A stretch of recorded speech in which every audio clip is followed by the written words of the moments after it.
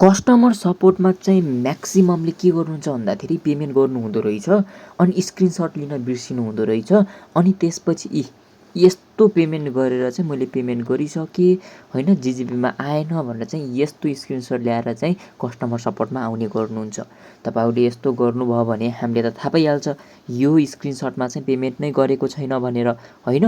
जस्तै मैले चाहिँ यहाँ चाहिँ जिजिपीको क्युआरलाई स्क्यान गरेर चाहिँ 10 रुपियाँ पेमेन्ट गर्दैछु है। जस्तै म ई सेवा गएँ, ई सेवा खोलिसकेपछि चाहिँ मैले चाहिँ जिजिपीको क्युआरले चाहिँ स्क्यान गरेँ।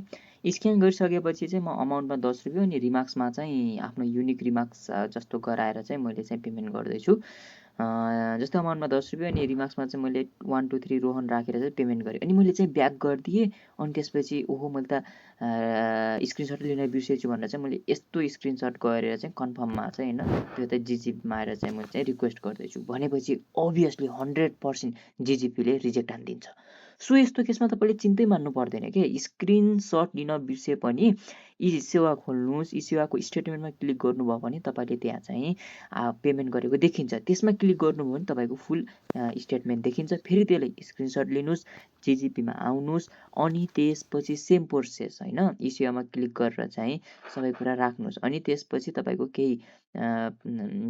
केही क्षणमै होइन तपाईँले रिक्वेस्ट गरेको होइन 10 रुपियाँ राख्नुहोस्, सेम रिमार्क्स राख्नुहोस् अनि स्क्रिनसट जे पेमेन्ट गर्नुभएको त्यसको स्टेटमेन्ट जुन आएको थियो नि हामीले अघि नै ल्याएको थियौँ नि हो त्यसलाई स्क्रिनसटलाई चाहिँ अपलोड गरिदिनुहोस् अनि त्यसपछि तपाईँको एकैछिनमा चाहिँ पोइन्ट्स पनि लोड भइहाल्छ।